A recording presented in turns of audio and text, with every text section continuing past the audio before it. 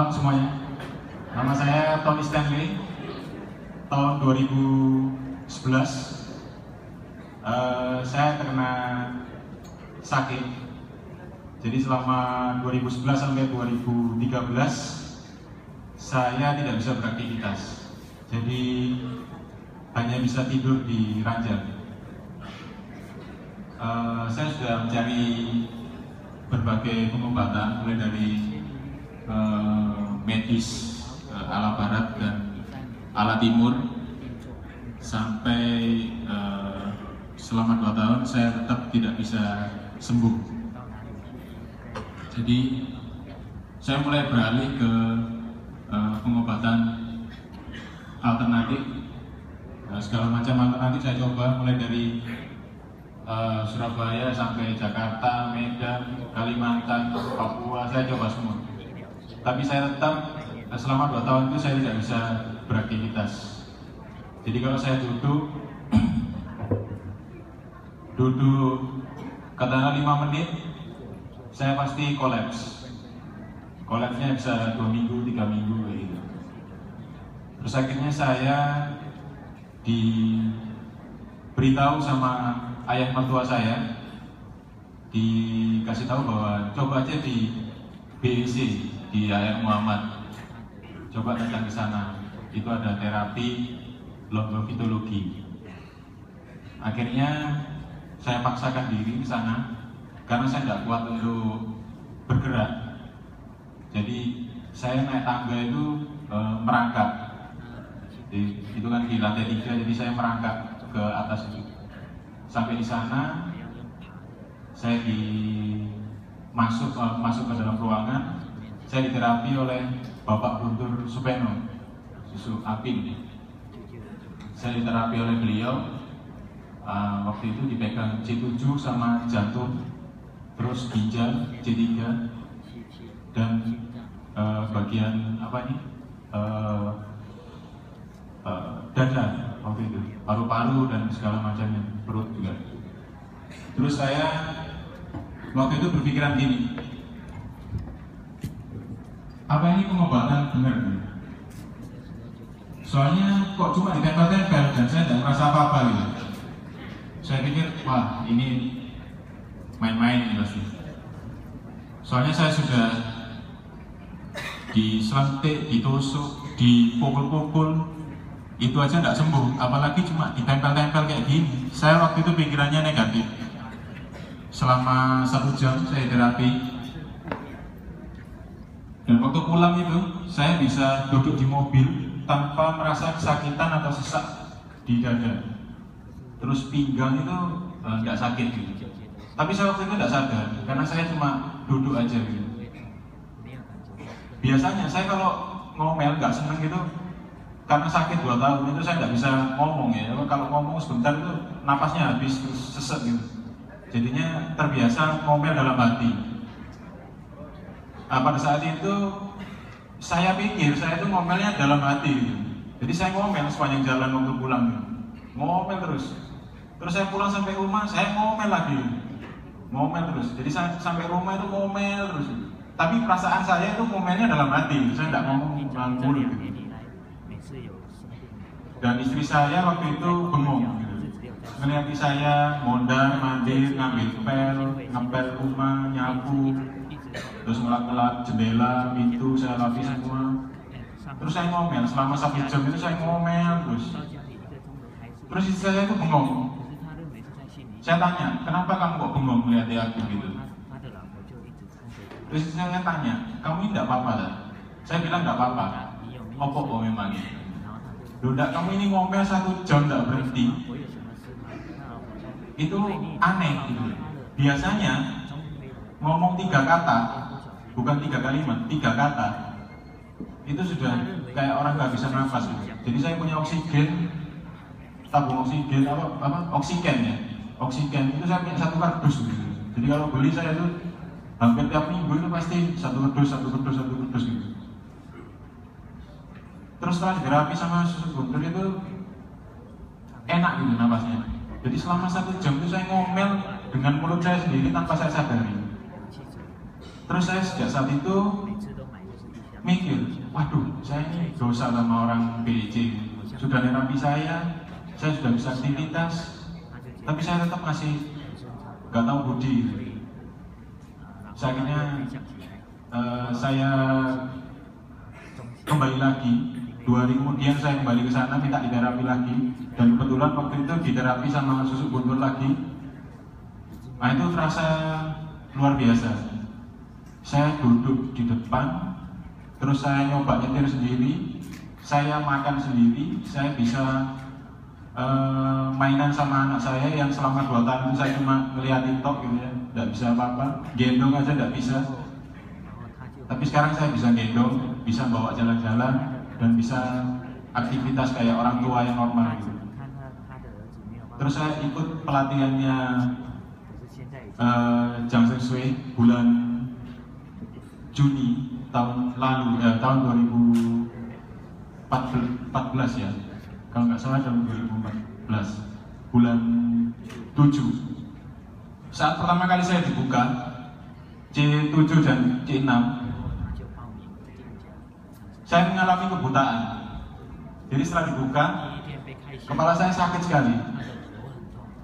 Terus saya duduk di tempat saya, gelap. Jadi saya tidak bisa lihat apa-apa gitu. Saya takut, waduh, mulai lagi pikiran buruknya keluar. Wah, gak apa-apa deh, kok gini ya, kok gitu ya. Akhirnya saya pasrahkan gitu, terus saya meditasi. Karena saya ingat Wilausa bilang, meditasi, yang utama adalah meditasi dan tulus. Akhirnya saya pasrah, saya tulus, saya meditasi. Jadi tiap kali dibuka cakra, saya pasti langsung meditasi. Saya diam, meditasi. Hasilnya, saya bisa lihat lagi, dan sakit kepala saya itu hilang. Dan itu berlanjut. Tiap cakra yang dibuka, sakitannya itu luar biasa. Itu selama 6 hari berturut-turut, saya merasa nggak nyaman sama sekali. Tapi setelah masuk hari ke-7, saya meditasi full selama hampir 4 jam. Selama hampir 4 jam saya meditasi, badan saya itu kayak melayang gitu. Terus saya merasakan kayak apa ya? Kayak ya pokoknya enak gitu, enak sekali. Ringan, badan sangat ringan gitu. Terus ya begitulah. Pada saat itu istri saya hamil 8 bulan. Ya meskipun sakit masih bisa.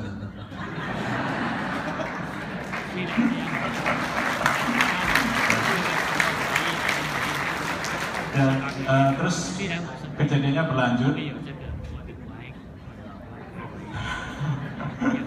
sampai istri saya mau melahirkan. Itu bulan Agustus. Jadi 2 bulan setelah pelatihan Jang Seng Sui, istri saya mengalami kontraksi.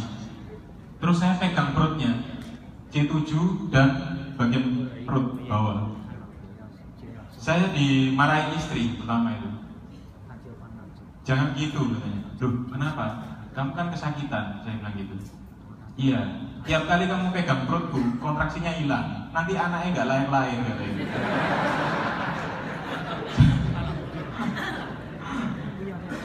Ya, saya bilang, oh iya. Kalau tak pegang nggak lahir lah, gawat, tambah gawat nanti. Ya sudah. Akhirnya saya pasrahkan, saya lepas gitu. Jadi tiap kali dia kesakitan, tangan saya itu saya jepit di belakang sendiri. Jadi saya sandar di tembok, saya jepit gitu. Sebenarnya sih kasihan gitu ya, megang tapi tidak boleh gitu.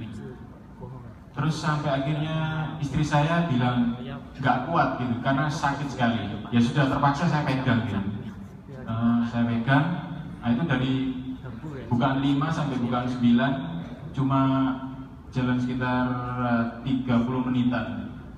Nah itu saya pegang terus waktu itu. Terus saya dengar kabar yang agak mengerikan buat saya gitu. Dokternya telat. Terus saya tanya sama bidannya, Bu bidan, saya minta tolong kalau bisa dihandle dulu gitu, diatasi sama Bu bidan aja. Ibu bidannya 2 orang bilang, nggak berani Pak, harus tunggu dokter. Waduh, gawat. Saya tanya, Dok di mana?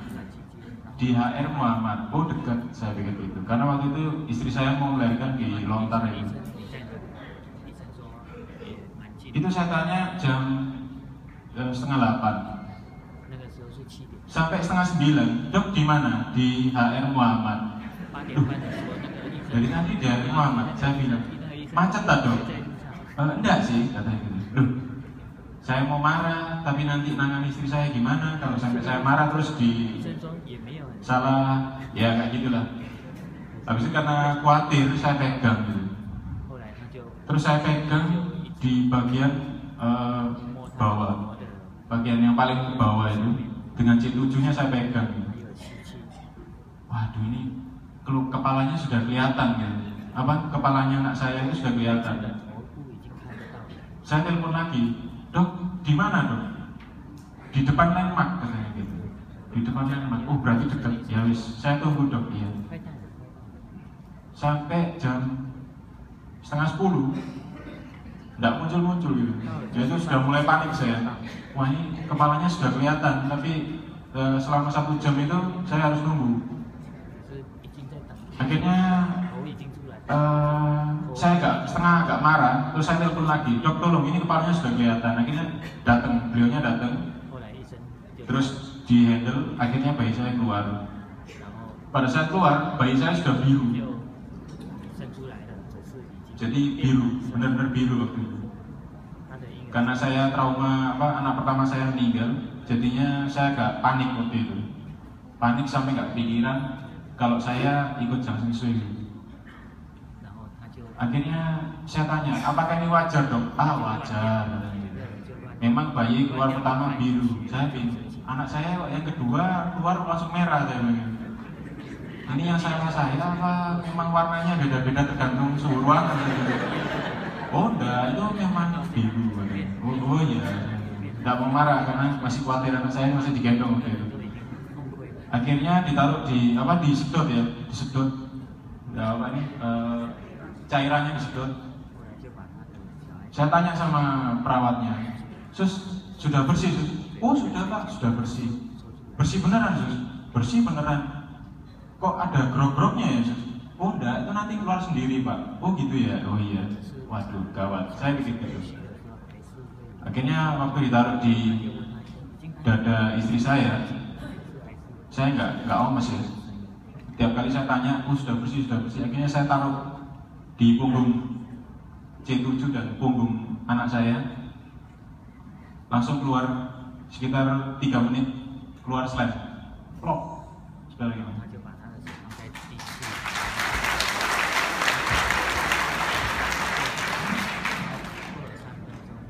Setelah itu keluar, anak saya langsung merah terus nangisnya kenceng. Jadi waktu itu ya saya nggak tahu kalau seandainya saya nggak punya Jiangxing Shui, saya nggak tahu gimana hasilnya gitu.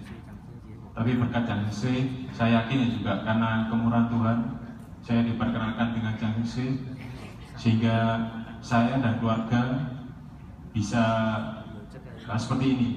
Sekarang anak saya sudah umur 7 bulan dan beratnya sudah 9 kilo. Jadi saya terima kasih pada Wilause dan pada Susu Guntur dan juga para sesium setia yang selalu membimbing saya di Therapy Center ini.